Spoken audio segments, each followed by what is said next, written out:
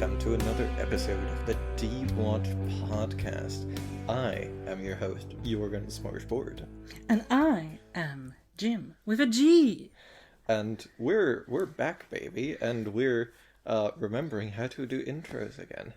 We're de-watching Black Mirror, watching every season in reverse order. Didn't we do an episode like a week and a half ago? Yeah, and now we're back in the swing. Okay. Okay. Yeah, That I'm episode, swinging. We forgot to do our names then. And Did we? Yeah.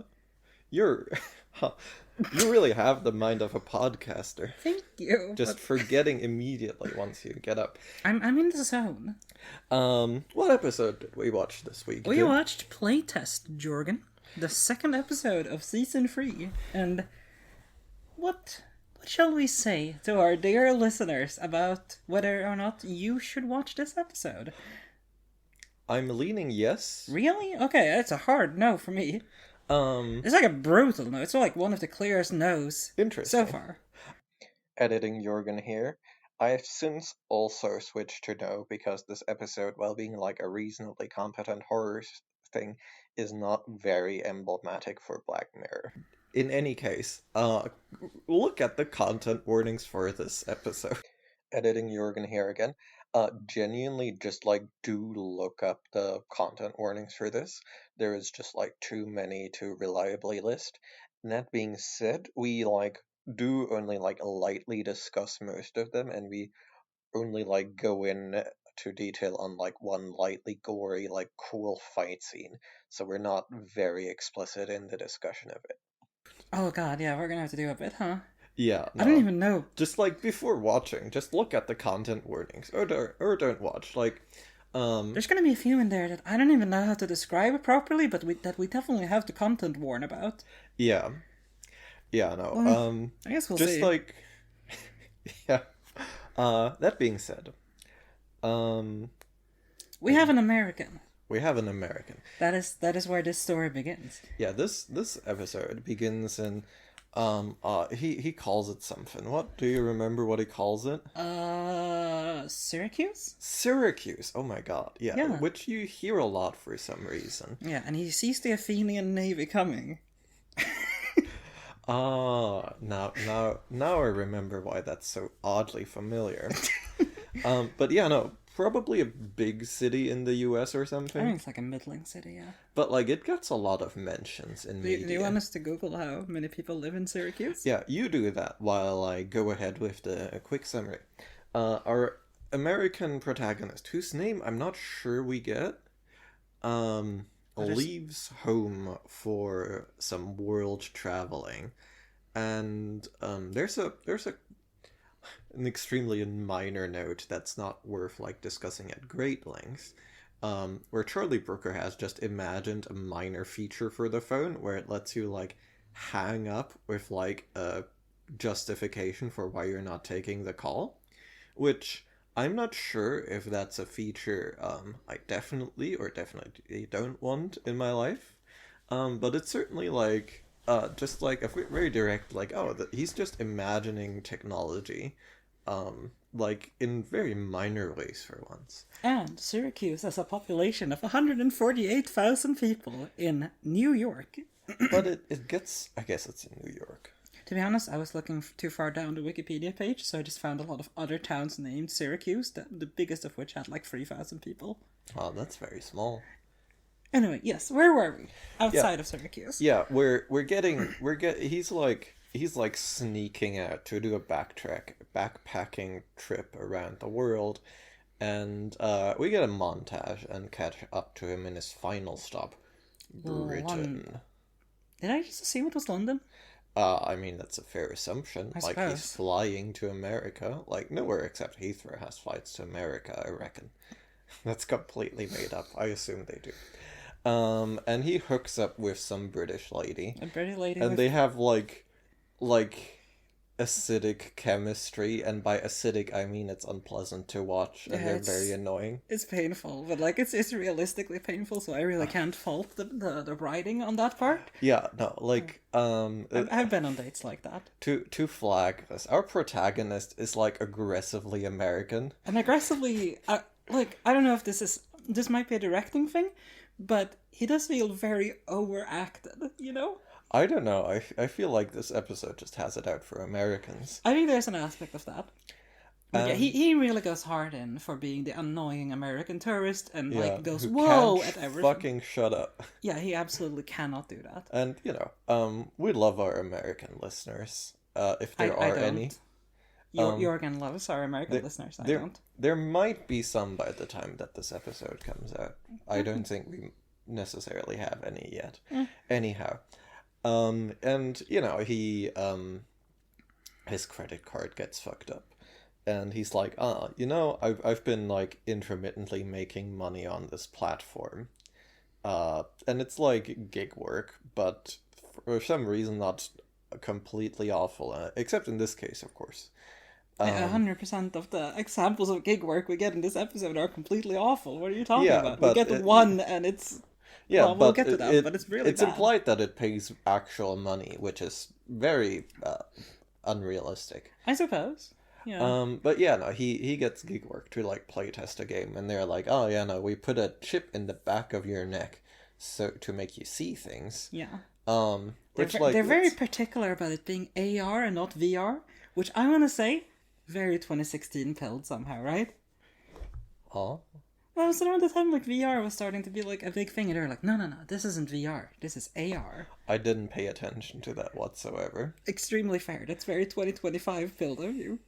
No, it's coming back actually. Oh no, that's Yeah. really sad. But I think before we move on, we need to talk about the subplot. Is there a subplot? Calling mom. Oh yeah. Respond to your mum when she calls you is the subplot of this episode. Yeah, because he keeps hanging up on his mom and like awkwardly explaining to his British hookup why he's extremely emotionally like messed up about his dad and his mom eventually. we do get the full like exposition dump like 5 minutes into the episode of how his dad Yeah, died and now which he's bad at like I listen, I've spoken to Americans about things that I shall not repeat on this podcast, and I didn't know these people very well, but they did tell me how their parent died. I have yes, that's true. Actually, that's a story we shouldn't.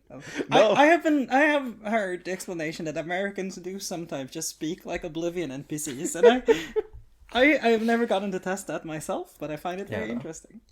But yeah, like there is a very good scene where he just like goes through all of his emotional problems and really introspects, and his British hookup is just standing there, and I don't think I think she's meant to be shown to care for him, but her facial expressions are kind of like, oh no.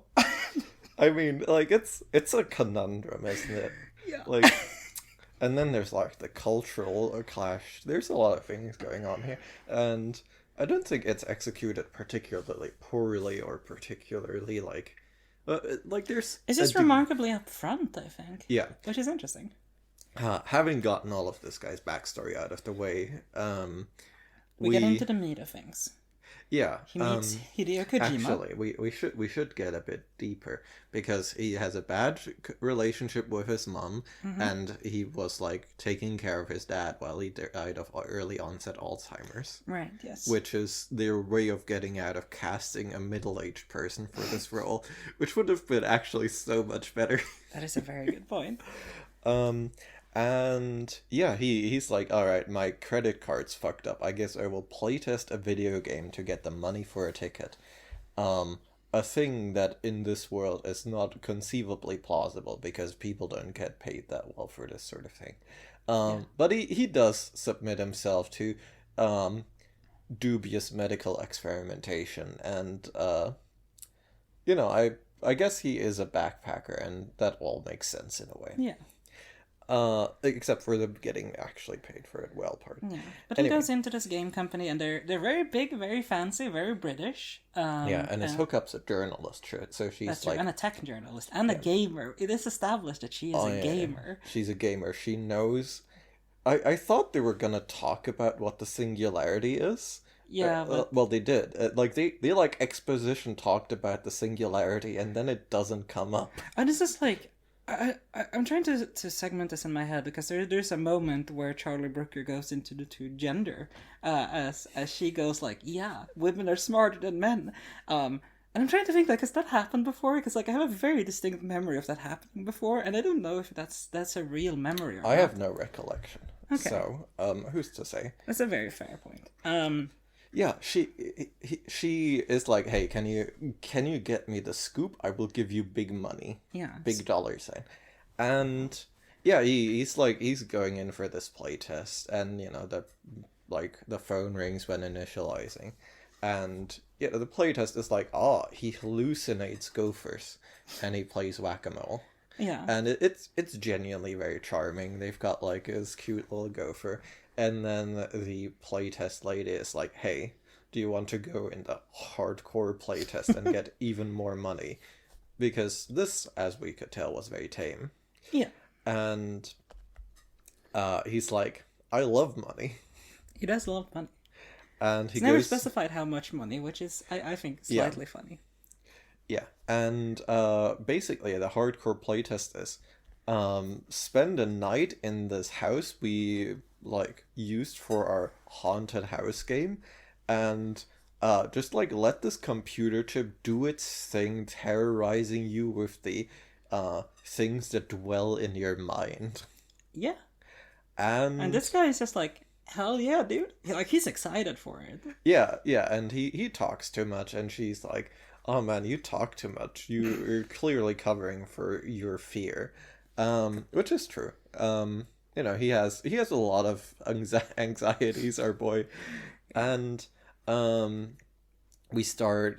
we've actually had like a bit of writing where all of these have been set up in beforehand, except for spiders. The spider. That's true, yeah. So the game starts with like a spider, and he's like, that spider looks way too fucking real," and it's like, we're summoning your school bully, and he's like, that's my school bully, but he looks like like a Victorian. Yeah, I was gonna say like it's like I a don't think they gothic really, boy. yeah, they don't really go into it. He's like a bit of a Snape type, I want to say. Yeah, and there's like a fun thing where like the picture on the wall changes. Yeah, that Like, one was actually good. Yeah, it's good stuff. And then, There's the meat spider. oh right, the meat spider. There's, like, Is a the much- meat spider already? Yeah, I think it's the next scare. Like he just kind of walks around, like he starts drinking some non-alcoholic wine, and then he's like, "Oh man, they're gonna jump scare me," and then he predicts it, but then it turns out it's even jump scarier. Yeah. because it's a big spider made out of like the face of his bully, and that's just kind of like charming, Yeah, Like, but it's also like an extremely like gross image. oh yeah, it's very gory, but it's just I find it deeply like charming from the like program that like it comes up with two fears, like childhood bully, spider, and then goes, guess we And- mush them together. To be clear, diegetically, this is an incredible idea, and personally, I also have to say I endorse it. And yeah. it's at this point, I think that things go off the rails. Yeah, because there's heavy knocking and it's very yeah. spooky. And his earpiece goes out that he's supposed to be able to call for help with. And it's his journalist hookup, and she's like, "My dude, you are in trouble." Yeah, you are being illegally experimented on. It's gonna fucking Yeah, get you. previous 5 people disappeared, and he like defeats her in the duel of the minds, where he eventually figures out that she can't be real, even though she is physically real to the touch, which the illusions aren't supposed to be. And he's like, "You cannot know where I am because the reasons you've given are inaccurate." Yeah.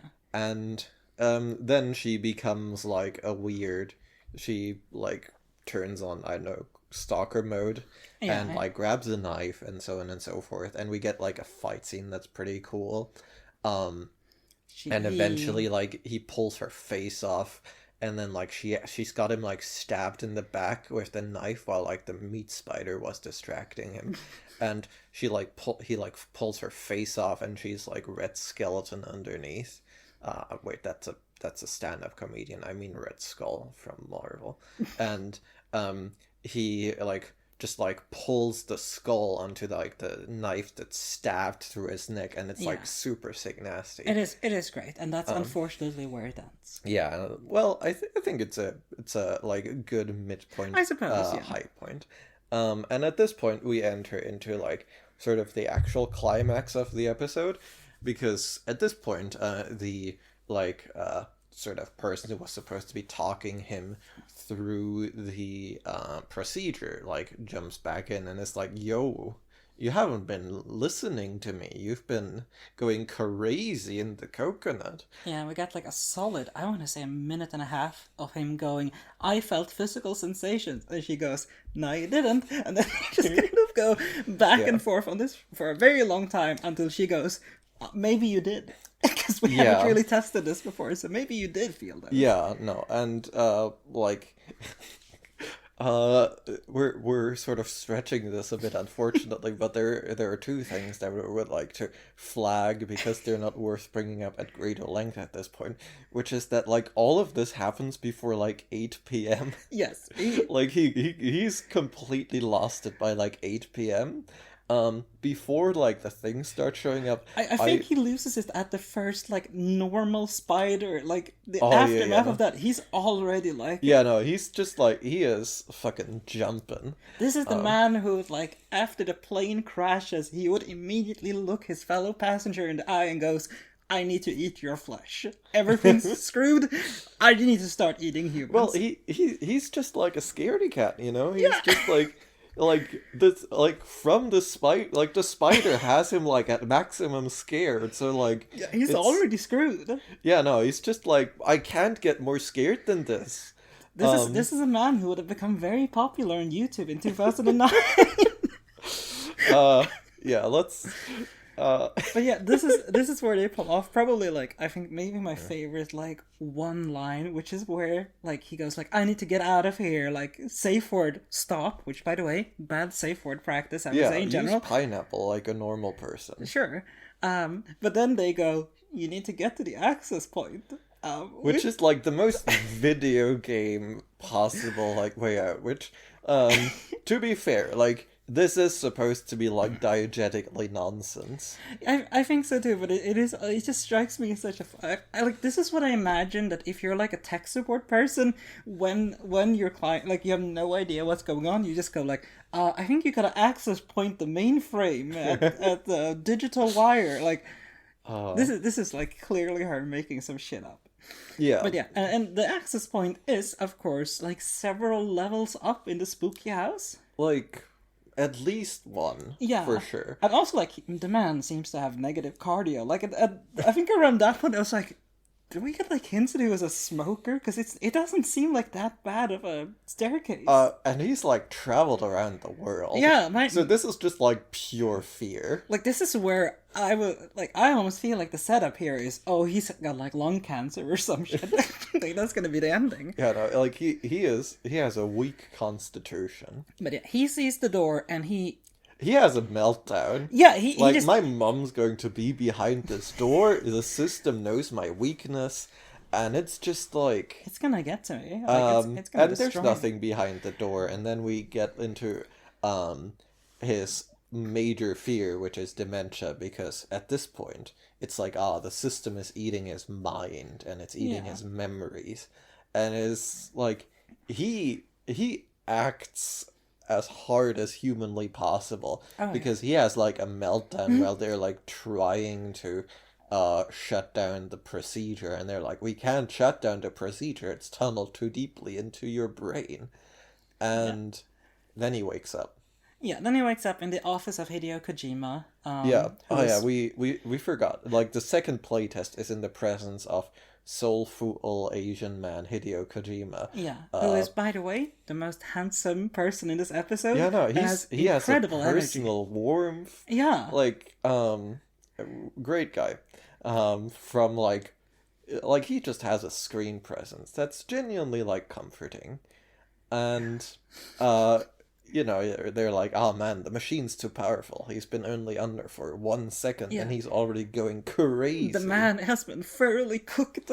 Yeah, and you're like, Hideo Kojima's like, I'm sorry, my machine is too powerful. My machine is too powerful for your weak American brain. But clearly, it seems like a lot of this could have just been also happened if we put you in a room with a single spider. So, like, Yeah. maybe this isn't on the machine. And he's like, "Ooh, anyway, I'm going home." Yeah, like, And I he think goes it's home like in a montage. the man gets no aftercare. He doesn't talk to his weird Well, journalist. maybe it gets montaged. Maybe. Yeah, like, We gotta get to the finish line, I guess. yeah, I suppose. He goes home to Syracuse, which has Or 148,000 people. Syracuse, eh? Sorry. I don't know where that came from. Oh, yeah, that was a flashback to season 5, or season 6, sorry, with Macy Day.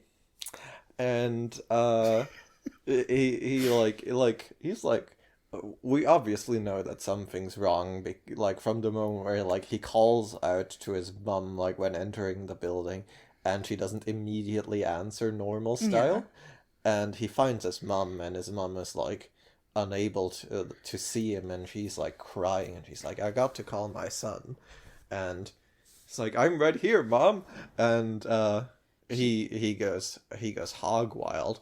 And at this point, we cut to another layer out, where in fact we've never gotten even to the first playtest, because the disruption from the phone call that like got the first playtest has in fact made the machine malfunction and fry his brain. Yeah, he imagined meeting Hideo Kojima, but it turns out Hideo Kojima still real, because we get to him in the outro. Hideo Kojima meets his corpse. Yeah, so there's something there. But yeah, so I guess all of this was just like, oh, in his dying moments, his neurons went wild, and he imagined a bunch of random stuff. Yeah.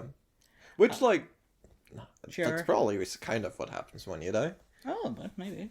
Like, you see your life pass before you, and maybe you see your fears pass before you. But yeah, with all this having gone through, I need to posit something that I haven't really done before in this podcast. I can't take this episode seriously. We cannot analyze this as a work of fiction that has meaning. So I think we need to talk about this almost exclusively as, is this a good horror romp? Yeah, no, I was thinking about this because, like, the reason I was, like, sort of vaguely positive towards this episode is because it's cohesive to a degree. Right? We have a lot of like setup and payoff with like the fears with the mum and the Alzheimer's being like sort of the two like fear climaxes, and they're set up and they're like worked through. And they're well combined as well. And we have like, oh yeah, the phone call like is like sort of foreshadowed, and I was personally like, hold on, that's clearly foreshadowing, but like we move past it and like go into another simulation, and that's where they tricked me, and I was like, well, I guess that must have been like just another flag for the mum calls in general or something. But no, it's like, yeah, no, it was like a major flag. And they get like, okay, so when I was young, I had like a I had like a speaker system that was like more than any 16-year-old should have. And as a result of this, I am extremely familiar with the sound that a speaker makes when a phone call happens close to it. And they do that sound, like when the mum phone call comes. So like there's like a nice, that's just like a nice detail that they have. I also think like we made a joke earlier about like how all of this is happening before 8 p.m. because we get like the shots of the security camera. I will say I did notice I don't think the time actually changes on the security camera shots. So I think there is some amount of foreshadowing. Like if you look at some details that like something is wrong. But like, you know, like you can't really get to the mum call kills him. And you know, like I think this is, for a moment, let us dive into, does this episode want to say anything? And I think if you call your mom. Yes, call your mom. Obviously call your mom. I call my mom. Do you call your mom? It might be different. I'm speaking to the listener, Jim. Okay, I understand. We have different situations with our respective moms. Dear listener, if your relationship to your parents is more troubled, there might be considerations there, but if it's not, just call your mom, you know? Yeah, also, if she's dead, you have a bit You of an can do out. a seance, dear listener. You can do a seance. Should we really recommend people to do seances on the horror episode? Yeah, I think we're setting up bad things. Jim, the dead still need our attentions. Right, but more in the like, go to their grave and leave flowers, not rouse them from their I eternal think slumber. that's a kind of seance. You should talk to graves. Okay. They do it in the movies. I suppose they do. I've never had the impulse, personally.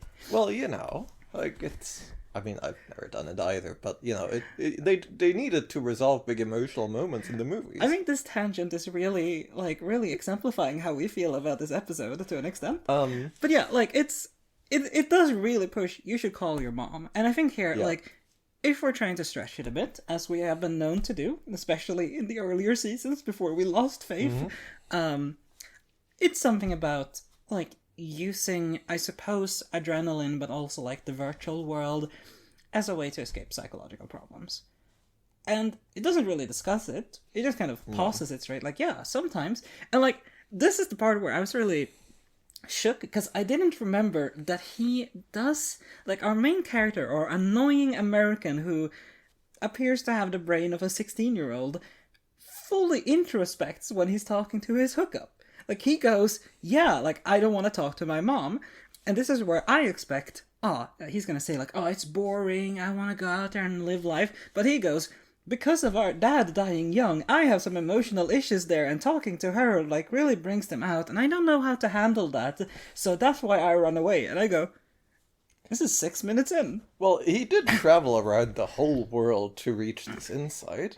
I suppose, but it's you know, in the context of having a almost 60-minute episode, I was like, okay then, catharsis is done. Like, well, it's not cathartic because he's not calling his mom. I suppose, but it's like, just, he is at insight without action. Yeah, which is something to be said for that, for sure. But it's just interesting to look at it narratively, that like emotional journey is done at 6 minutes in, and now it's just do the thing. But also, like, he's going home, like, he has the chance to do that, right? Well, he is prevented by technology failing. I suppose. And yeah, like, his hookup tells him, call your mom. And also, like, I think the subtext there is, please do not involve me in this. We talked nonsense, found each other physically attractive, and then kind of called it a day and had sex. Yeah, like, which, I wasn't, like, you know, like, wasn't really going for more than that. This is why you shouldn't sleep with Americans, dear listener. I think that might be the fundamental episode. Yeah, don't fuck Americans. They will get too emotional.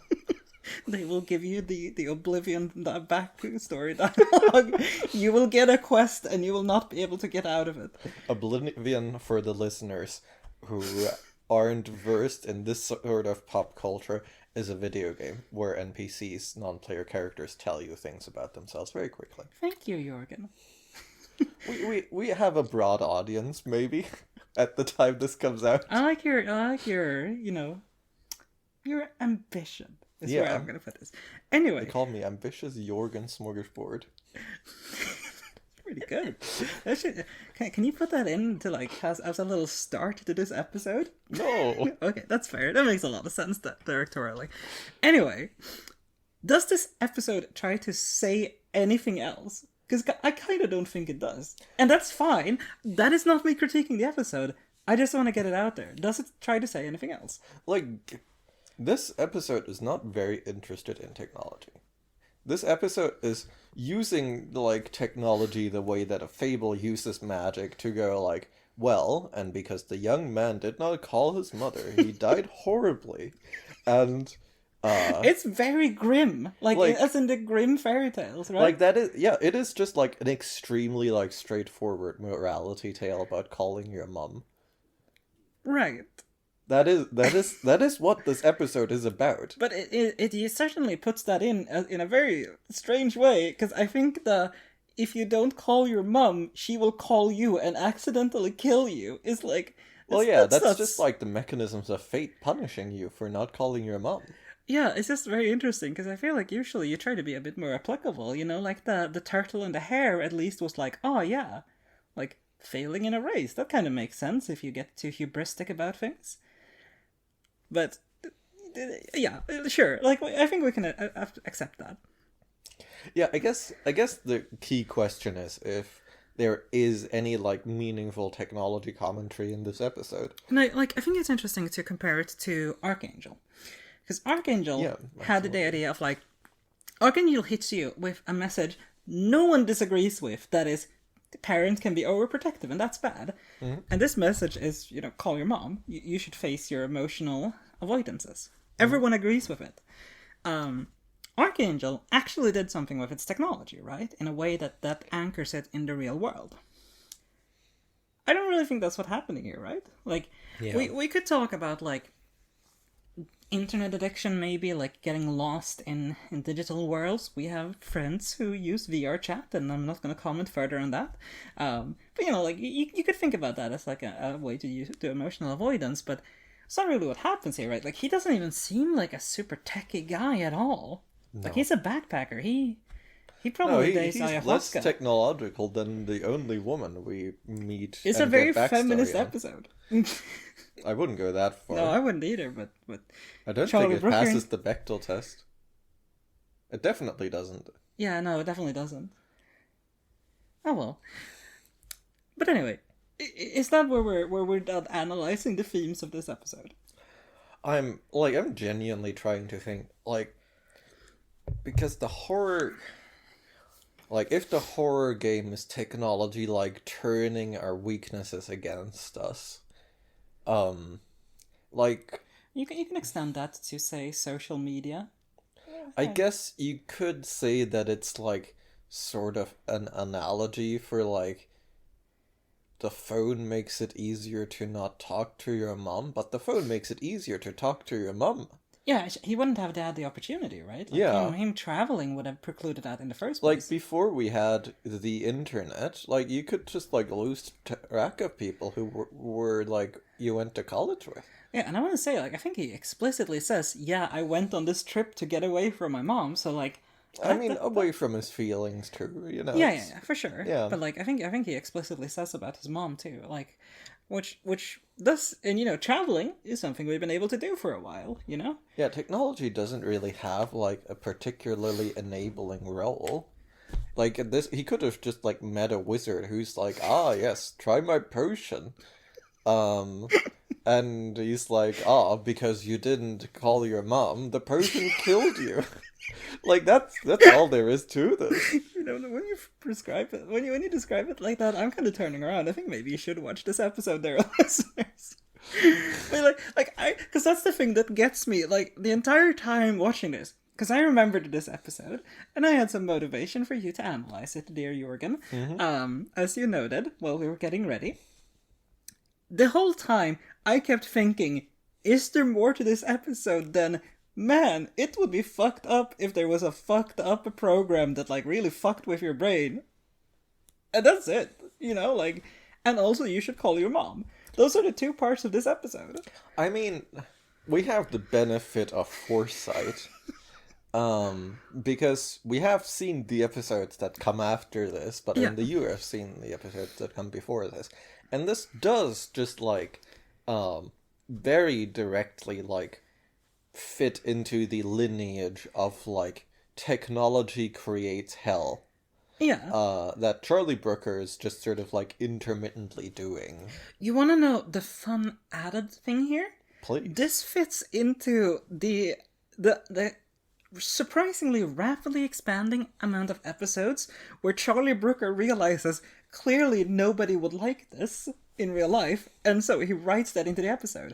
Archangel, banned in Europe, it's gonna get pulled here too. Black Museum, something similar, like, the UN has banned this technology. Here, and in the middle of this is like a hallucination or whatever, but it is said like, the patent office rejected this because it was too dangerous. And yeah, probably, right? Like, I didn't want to get this because I think this is approaching CinemaSins. But it is somehow really funny to me that this is a gaming technology that kills the user if a phone is on nearby. Like, that can't be good. Well, only if a phone is being called nearby. Only if a mother is calling. I mean, I'm just like, that's really bad. I do wonder if there is like, because like obviously like there's like the analogy of like, yeah, the fear is his mom, but also like it's the phone call that kills him. Like, I do Yeah. wonder if the episode is trying to go like, no, the phone call went into his brain and like gave him mother madness. It is a very Freudian episode. Can I tell you about the can I tell the listeners about the spider thing? Please. Okay, so Ah, there. yeah, the dick. Yes. Well, I think plural even. There is Yeah. a point where the gore spider shows up and he freaks out and he tells his British woman contact, "Oh my god, there's a big spider and it has like fangs and dicks and stuff." And I took a good look at that spider. Nothing even vaguely phallus-like, I wanna say. I see, my reading was that he's just like misunderstanding like the sort of like Fangs and stuff. predator fang I situation. wondered if it was that, but I was looking at them and I was like, he's gotta be real stupid if that's what he's doing. I mean, that is what we're being told about this man. I think, as a psychology student, I think this is the episode saying this man is repressing his homosexuality. And I'm just gonna leave that there and move on. Because I think it's I don't know what they meant to imply, but that is what that implies to me. And of course, dear listeners, if you can use a seance to contact the ghost of Sigmund Freud, also do so at all possible times. He would have loved Black Mirror. Because he would have been on cocaine for all of it. It would have been a romp for him. Yeah, no. But yeah, I guess like I'm okay. I do want to do one counterfactual that I pitched during the episode, which is that we get to the house where he's supposed to spend the night and like let the implant terrorize him, and I was like, what if he's in the control group and he just like goes insane because he doesn't have his phone or like the internet? That's not what happens. Well, it kind of is what happens, given that he gets exposed to one spider and loses it. Yeah, no, Like, man, that spiral is going, you know? yeah, no, and I just think that would have been like a good bottle episode. It would have been fun. It would have been hard to justify as Black Mirror, but it would have been fun. I mean, he doesn't have his phone, it's Black Mirror. I suppose. You got a very good point there. But yeah, like, I don't know. Like, okay.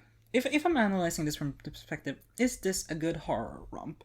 This is the sort of shit that I'm into. I'm into trash attempts at being introspective and being like, ooh, is this reality or not? I have not seen Inception, I will admit. No. But I like that sort of stuff. I like psychological horror. A lot of this episode, like, it does want to do the thing where it like fakes you out back and forth a lot. Like and there are some genuinely quite good scenes. I think the part where he finally gets into the quote unquote access point room and he starts like having lost his mind, like having like forgotten what his mother's face looks like, and he's like experiencing this abject horror of losing who he is. That one is pretty good. I do wish the like dementia thing might have been slightly more worked up. Because by that point, I had forgotten his dad had died because of dementia. I was just like, I was fully on the call your mom train by now. That was the part I was. There's a line in there about like, you're a bad son, you should have called your mom. But like, I think that's an effective scene overall. Yeah. And there's like, I think, kind of seeing that like silent return afterwards where he's quote unquote pulled out of the simulation. That is also pretty good. I think I think seeing him like go back in like silence and like Hideo Kojima sitting beside him looking at him where he's like very much still recovering. There's some good scenes in there. I think if Charlie Brooker didn't do the final twist, I think him coming home to his mom and his mom maybe had dementia, I think that would have been kind of a good like counterfactual end. I don't know, like just the same though. What do you mean?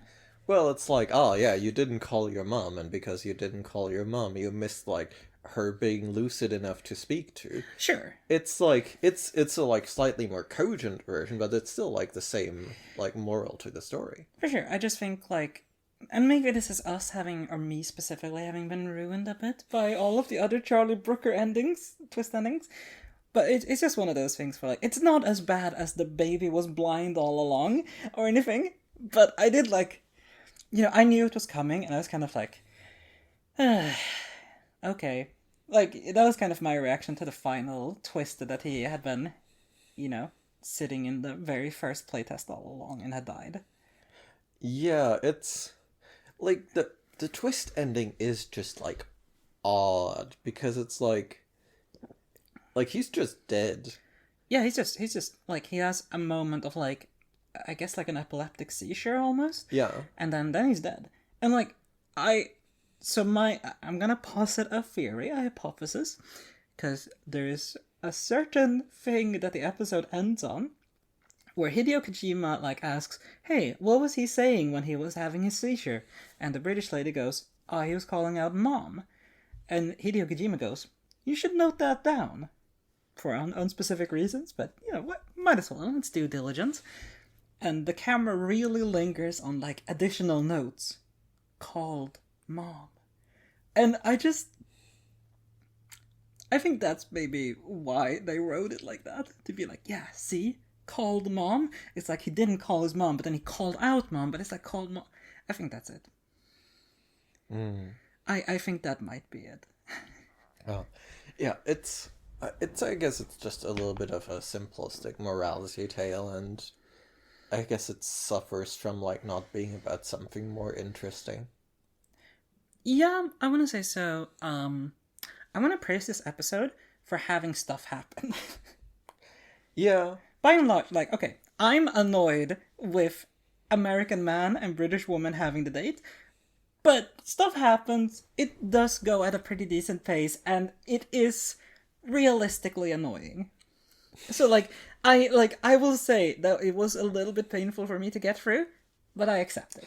I do think, like, from like sort of a macro perspective, Charlie Brooker does have like, and I think this is probably like why he has like gotten to the place he has, like a very like baseline strong ability to observe and display things like in like a maybe like slightly exaggerated but like deeply like realistic feeling way. Yeah. That are like quite mundane but like deeply like, oh no, do I sound like this when I'm on a date? And now dear listener, I wouldn't do that. I sound far more refined. Very sophisticated and refined and such. I bring a picnic blanket and dark chocolate or something. Yeah, to a bar date? Yeah. Okay. You can't stay in the bar forever. You can watch the stars afterwards. It's very quirky. I don't have a picnic blanket, for the record. Really? Okay, never mind. You need like a proper blanket. Like I have blankets, but they like catch a lot of dirt. But yeah, like it's one of those things. Like it kind of reminds me of the better parts of Loch Henry, where you go kind of like, oh yeah, this is how people are sometimes, and like, I'm not sure I would personally say it endears me to the characters, but I think there is a quality there, and I think it kind of depends on who you are as a person. Yeah, and just like having someone like be like annoying in like a deeply mundane way like does a lot of work to like ground the episode. Yeah, I want to say like this is one of those things where like I would be annoyed by this person, but I would also think to myself, listen, if you're like this when you're 23, you can be forgiven when you have become better, when you have become 28, the best year. Yeah. Anyway, so yeah, like I don't know, a lot of the writing is very functional and it's fine. Yeah. It doesn't hit me very well on like a horror scale, but I think it feels a bit muddled between wanting to do its horror thing and occasionally dipping into the like, oh yeah, you should have called your mom. Like, I'm sorry, but like it does feel a bit intrusive at times. Yeah, this is like, I'm starting to like reach a very horrible point regarding Black Mirror personally, because like some of the like more like thinking back to Bandersnatch, we were like, oh yeah, no, this is like quite competent horror. And here again, we have like, oh yeah, this is quite competent horror. And I think what we're starting to encounter is that the like episodes that are like a competent execution of a genre don't have a lot to say. Yeah. And I don't like this because like these are like by the numbers like the most like coherent, cohesive episodes. Yes. And they're like the least interesting. Yeah, like they have still a few affectations that mark them as being very Black Yeah. Mirror, such as Bandersnatches, like, oh yeah, let's do a Netflix joke ending and stuff like that. But by and large, they are very like competent and like if I'm looking at this episode as a whole, there are only like a few points where I would say like, oh, this is where it could be tightened up. I think like in a weird way, this is the first Black Mirror episode where I said they should have added like 10 more minutes. Alternatively, they should have used, because I think there's a period where they dwell a little bit too long on him just being alone in the house. Yeah. And I think it loses effectiveness pretty fast. And he gets very annoying. Yeah, he does get very annoying. I think that is actually the point of like the time spent. Yes, but we've already established Yep. he's annoying. Yeah. He's that's very well established. Yeah, no, the actor delivers this sufficiently already. Yes, but there's a part where like I think the latter part of the horror works very well. Like once it's about him like wanting to get out and getting to the quote unquote access point, very competent horror. I think Quite unpleasant. yeah, but like I think the midsection, where he's in the horror, but like it's like starting to build up. I think it takes too long to build up, simply because they spend so much time on like the aftermath. Like when his high school bully has appeared, he goes like, "Oh my god, you're not real. Oh my, I can move through you, but it looks like my." And then they just kind of do that for like what feels like 2-3 minutes. I think there's a bit of wasted time there, and I think if you tighten that up, I think this could be a very competent like mini horror movie. Yeah. You know, yeah. There's just like a little bit of that here and there, and also the twist ending, like the final twist ending, Yeah. which I will, as always, protest against. Yeah, like there's sort of, and I'm not an avid watcher of horror myself, but I've been hearing through the grapevine that one thing that modern horror sort of has gotten stuck on is like, oh yeah, no, this is actually a metaphor for insert mental illness. It's trauma. It's always trauma. Insert mental illness, insert trauma. Ah, you've got to deal with the trauma. And, like, this feels kind of, like, ham-fisted in that way. But also, like, remarkably, at first at least, dissociated from that, right? Like, I think the first part where it gets, like, real horror-y is when his hookup shows up, and she's being all stalkery. Mm-hmm. But that has, like, nothing to do with his traumas. Like, it has nothing to do with, like, his family issues or, like, his dad's early dementia. Like, yeah, that's the part where I'm like, that's where it's starting to transition from him going, ooh, a spooky spider monster, to, oh, my personal fears and insecurities. And it doesn't nail the transition. I think that's maybe where it hurts the most. Yeah. But yeah, what I'm sort of, like, trying to, like, think of is like in my mind, and this is a bit secondhand, but like sort of like these ham-fisted like, oh yeah, no, this horror thing is deep because it's about trauma, it's about mental illness, it's about this and that and whatnot, and by being about this, it by default becomes deep.